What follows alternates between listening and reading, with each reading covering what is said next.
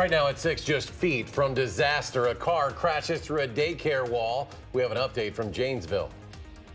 And the mother of a Reedsburg teenager who died last year after a 40-day fast goes before a judge. How long she will spend in prison. Plus, slick roads and strong winds to blame for an ambulance crash today in Sauk County. How it happened. The story straight ahead.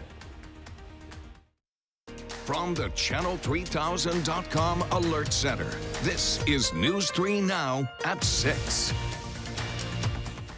Thanks for joining us. The weather is once again leading our news tonight. Now, much of yesterday's snow now, of course, is gone, but it's being replaced with rain and at times a lot of it. Let's head right over to the Weather Center where meteorologist Dana Fulton has our first alert forecast. Dana? Right now we have light showers moving through parts of Dane County. Other areas seeing some heavier rainfall, and we do still have the chance for some isolated thunderstorms tonight. Now, this band of rain sliding through currently, it doesn't have any lightning associated with it. Notice up to the north, they are still just being filled with snowfall currently. Around the Dells, we have mixed precipitation in our second line of showers just along the western edge of the state right now.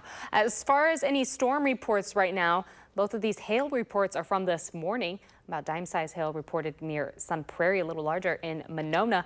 Again, that's the same area that we're watching the heavier rainfall slide through right now in Grant County, and around Prairie du Chien, we're starting to see some scattered showers develop. Very windy outside. We do still have a wind advisory in effect until 7 o'clock. Those wind speeds close to 22 miles per hour right now in Mineral Point, 29 near Platteville.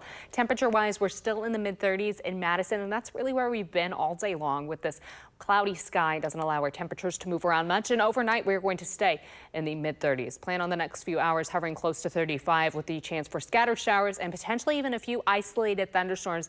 And they could lead to some very strong wind gusts and heavy downpours at times. We will start to dry up for your Friday. Let's take a closer look at what's ahead for Friday and the weekend in just a few minutes. Dana, thank you. Power outages hit thousands today, all because of high winds. Crews from Alliant Energy and MG&E have been out fixing downed lines. Those were causing isolated outages throughout our area. One in Middleton delayed school about 3 hours. Another in Rock County wiped out power for as many as 10,000 customers at one point, and it took workers about 3 hours to get that all repaired. In all, crews say this kept them pretty busy today, but it wasn't the worst they've seen. Days like today, it could be pretty cold. There's definitely been a lot colder days this winter, but getting into this field, we kind of know what we're getting into, and you got to brave all the weather. If the wind continues through the night, energy companies say they are prepared to send crews out to get any power restored. The weather also being partially blamed for an ambulance crash in Sauk County, which briefly closed a stretch of highway. 3 crew members were taken to the hospital with non-life-threatening injuries. The sheriff's office says the ambulance had lights and sirens on when it began to slide as it went around a corner. They say slush on the road and winds hindered the crew's ability to regain control. The Wisconsin DOT said Highway 78 in Prairie du Sac was closed for about an hour as crews responded to the scene. Dozens of people were inside a Janesville daycare center when a vehicle crashed into the building this afternoon. Police say the car hit the KinderCare on East Milwaukee Street just after noon, going completely through a wall, as you can see. The parents of 2 children chose to take their children to the hospital when they picked them up. One child had a minor cut on the head, the other with some minor bruises. It appears the driver accidentally hit the gas pedal instead of the brake. Police say the car stopped just 2 feet from where a child was sleeping. This week, states across the country are challenging drivers to be more safe in construction zones. The DOT says Wisconsin had more than 3,000 work zone crashes in 2018, and workers say it's their lives that are put at risk because of it. One Rock County road worker says he wants drivers to remember they have families too. At the end of the day, we all want to make it home to our families. We all want to make it home to our families. Just sitting here thinking about the possibility of not being able to go home and see my daughter at night is a bit emotional. Glenn says the biggest issues he sees are distracted drivers and people going over the speed limit. The mother of the 15-year-old Reedsburg boy who died during a 40-day fast last September is sentenced to 6 years in prison. Titiayo Omasebi will serve 3 years initial confinement and 3 years probation. Our Jamie Perez joins us live from the Sauk County Courthouse with the details of the case. Jamie? Omosebi's attorney had asked for no time in prison, only probation. His reasons for that, citing non-criminal intent and cultural differences that she had. But the court says that the death of a child does not deserve to go unpunished. In an emotional statement in court, Titiayo Omosebi took responsibility for the death of her son from a fast the family was doing for 40 days last September. This is a very tragic mistake on my part, and I am very sorry for it. She's soft-spoken, but she said this was a tragic event that caused her a lot of trauma. She said she made a terrible mistake and that she loves her children, that her family belongs together, and now they are nothing, and what she did was wrong. The court does not in any way doubt Ms. Omosebi's remorse. The court in no way doubts the apology that she's given here today. I do believe it is true. I do believe that it is heartfelt. The fact that the defendant's older son died as a consequence of her behavior is as serious as it gets to the court. Omosebi's attorney had asked the judge for probation only, saying that she did not have a criminal intent, was a victim herself as she also participated in the fast, and that cultural differences played a role. I'm grateful that the judge considered all the arguments. I still believe that she should not be going to prison. I know it's an absolutely tragic case, and the death of a child is so serious, but her remorse, the tragic circumstances that Titiayo exhibited, I would have hoped that she would have gotten probation. The judge said that prison time was needed for a case like this, and had authorities not stepped in when they did, things could have been worse. In a somewhat ironic way, the death of the older brother saved his younger brother's life.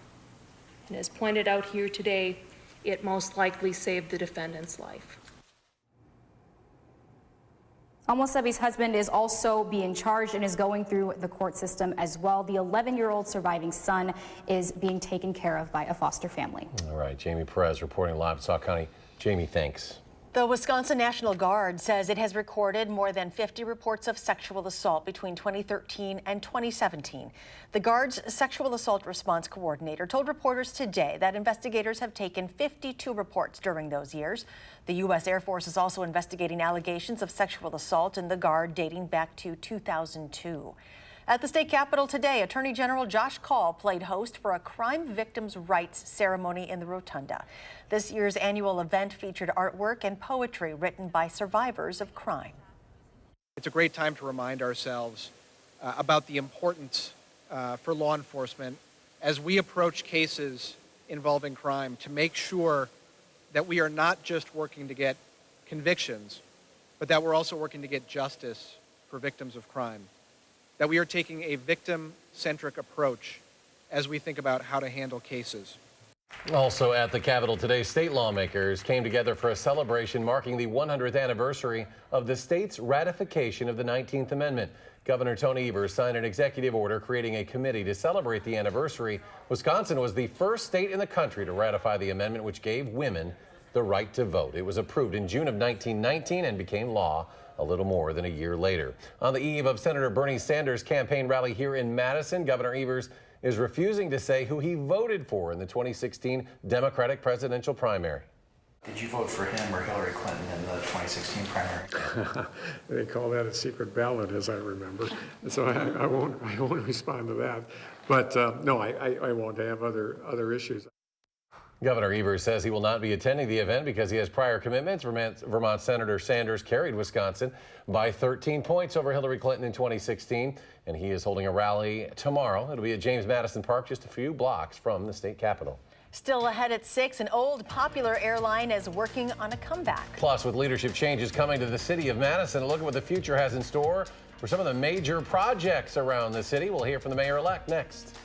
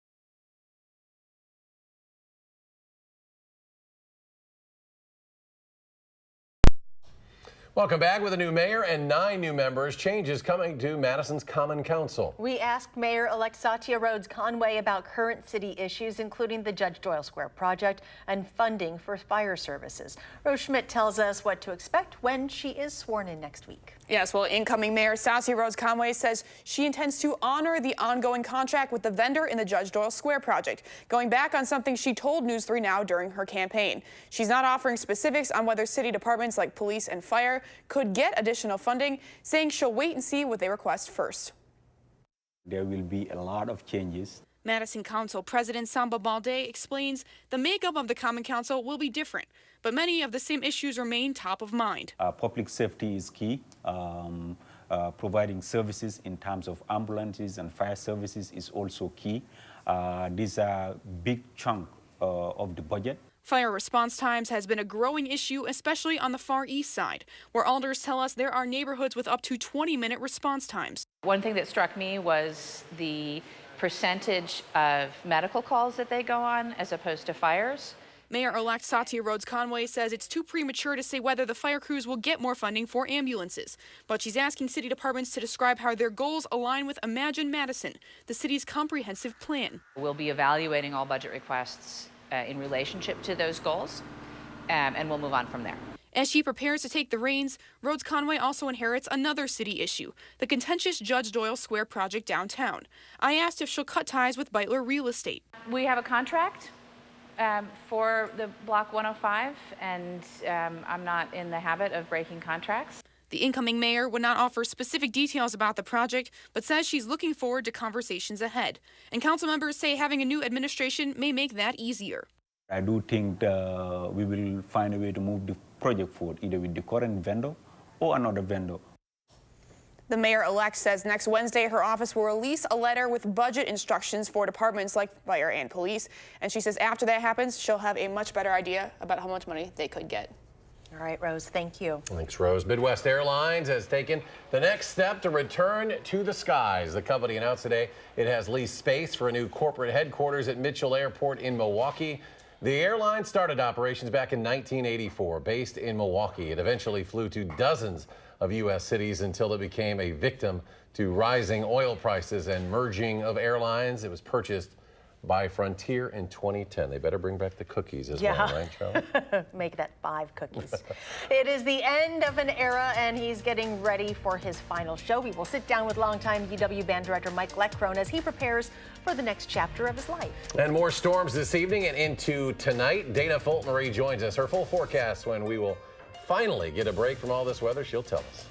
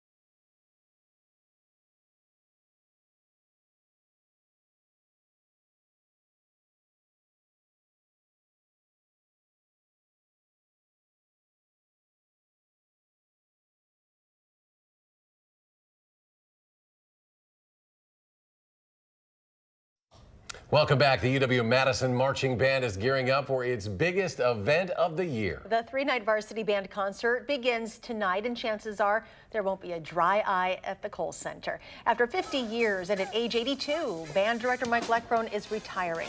Leckrone's career has lasted longer than any other director in the Big Ten. Mike directed the 280 members of the band in their final dress rehearsal yesterday afternoon. 50 alumni have returned to Madison to perform in the concert and to help commemorate 50 years. This is it. Getting very close, right? Are you ready? Yes and no. I mean, it's been an exciting year for me, obviously, but I have mixed feelings about it. I mean, I hate to quit doing something that I've done for so long, and I've had so much fun doing it. I think that's the bottom line, too. So I've accepted it. Before Mike says his final goodbye, he shared some of his fondest memories and his plans for the future with our Susan Simon. You can watch their conversation tonight on News 3 Now at 10. We've been with Mike under a lot of palm tree weather in places like the Rose Bowl. It looks really good right now, but you got some purple and some blue on that radar. Some white, some blue, That's not desirable colors. A lot of green right now too. Rose Bowl weather might be here in a few months. July. July. We've got a little bit of time. So looking at our Doppler track right now, the northern edge of the state, of course, seeing snowfall for Rhinelander, north of Green Bay. Also seeing a little mixed precipitation for us just north of the Dells and Madison and eastern edge of Dane County.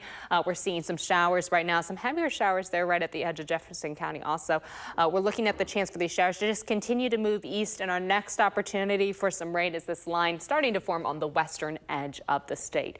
The center of the system is still over in the corner of South Dakota. That system, though, still moving northeast right at the time that, or right on the schedule that we were initially forecasting for. So everything's going the way that we thought it would. A lot of snowfall through Minnesota, and again, we're going to continue to see snow in northern Wisconsin. They're seeing accumulations over a foot, some areas up to 2 feet even at the northern edge of Minnesota. This front crossing over Madison is going to finally calm down our wind speeds for us. We still have that wind advisory in effect until 7. We're in for a breezy and gusty night until that front finally passes. By tomorrow evening, we're looking at most of that moisture moving out of the state, but we do still see some wraparound chances, a slight chance to see a sprinkle or two in central Wisconsin for Thursday. Most of this rain, again, coming through in that line now moving east, and that secondary line of storms that'll be passing through really from 8 to 10 when we'll be keeping a close eye on the chance for some heavier downpours with that line. We also may see some stronger wind gusts. Severe potential, though, staying pretty low.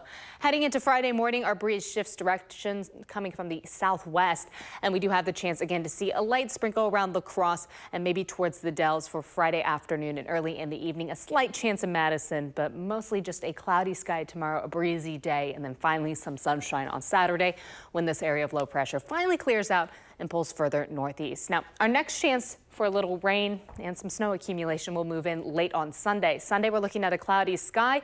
Later in the evening, a lot of rainfall passing southeast, but part of that is going to just drift slowly into the southeast corner of the state. We may see some light flurries in Madison.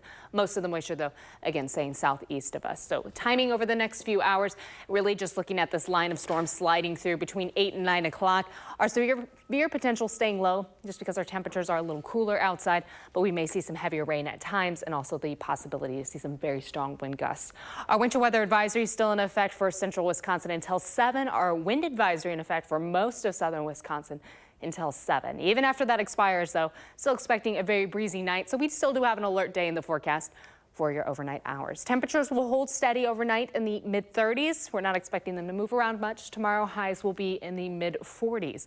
We will steadily dry up on Friday, sun returning for Saturday. Cool air stays in place, though, as we head through the weekend. And then that chance for rain and snow creeping back into the forecast late on Sunday. That's a quick look at your first alert forecast. One former Badger star got dollar bills from the Tooth Fairy last night. It's Puck Night after the break. Hi, I'm Michelle Carolla. Tonight on the news at 9, a Madison police officer was chosen to compete in the Midwest Horse Fair's Mustang Challenge this weekend at the Alliant Energy Center. Hear her story first on Fox at 9.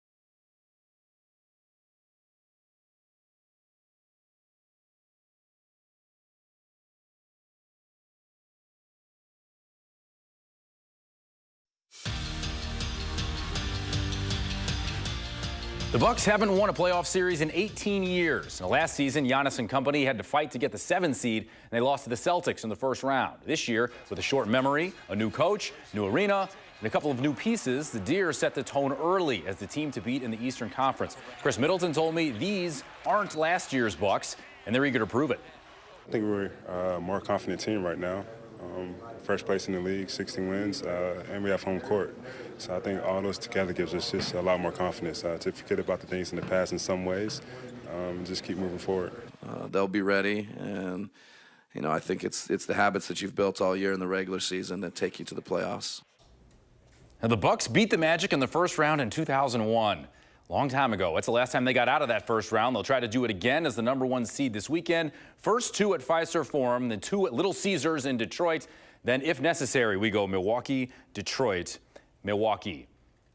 The Packers are still playing the getting-to-know-you game just a little bit. New head coach and a new offensive coordinator mean a whole new different view on how things get done. Receiver Devontae Adams says there's a new energy in the building, and he's ready to keep progressing. Adams says he doesn't try to stir up too much on social media unless it's about his quarterback, and he agrees with Rodgers about Coach Matt LaFleur's infectious enthusiasm. He's a really passionate guy, a lot of energy. I've kind of noticed that throughout the whole coaching staff at this point. It's really juiced up, and there's been some changes around here that's getting guys who may, have not necessarily been in the back of the bunch as far as more so personality-wise. It's kind of even inspired these guys to step up and be more leaders and a little bit more energetic throughout the building. Women's Worlds quarterfinals in Finland, USA and Japan scoreless in the first period. Wisconsin legend Hillary Knight on the far side. Going to clean things up. She finds the net, lights the lamp. USA wins 4-0. They'll play Russia in Saturday's semifinals. NHL playoffs, Vegas and San Jose. Watch former Badger star Joe Pavelski in front of the net. Right here, he's going to deflect the puck in for a goal with his mouth. Yeah, watch again. Right in the teeth. Right there. Afterward, he said, "I feel all right, and enough with the dental questions." Of course, he came back in the game and finished it off with the face guard. Sharks won 5-2 to take a 1-0 series lead. Brewers playing another late one, trying to avoid a sweep. Christian Yelich did his part again, drove in 2 runs for the Crew. This one cut the Angels' lead to 4-2. Wasn't enough. Those are their only runs. Angels win their 6th straight, sweeping the Brewers, who are off today. They are at the Dodgers for the weekend.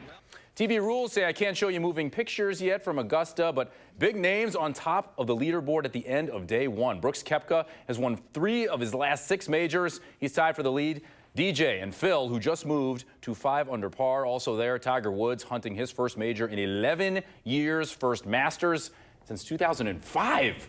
He is at 2 under par as the golfers are just getting off the course in day 1. That's 2005 for Tiger at Augusta, but 18 years since the Bucks won a playoff series. I was an intern back then, not to give my age away, but I was covering running that around. series. That's how long ago that was. Long time. Oh, man, they need to get this one. Yeah. All right, Dana. Everyone's excited about the game, of course. We're looking at weather overnight with some showers and storms, possible isolated thunderstorms for us overnight. So we do still have an alert day in the forecast for the rest of your Thursday. Thankfully, we're drying up heading into Friday. Temperatures will be in the middle 40s for your Friday afternoon. And then heading into Saturday, we get sunshine back, partly sunny skies for Saturday. Still a cool day, though, and our next chance for some rain and snow showers will be pushing in late in the day on Sunday, mainly southeast of Madison, though. Looking ahead to next week, we will have another chance for showers by the middle of the week for us. All right, Dana, thanks. Thanks for joining us for News 3 Now at 6. Enjoy your evening, and we will see you back here at 10.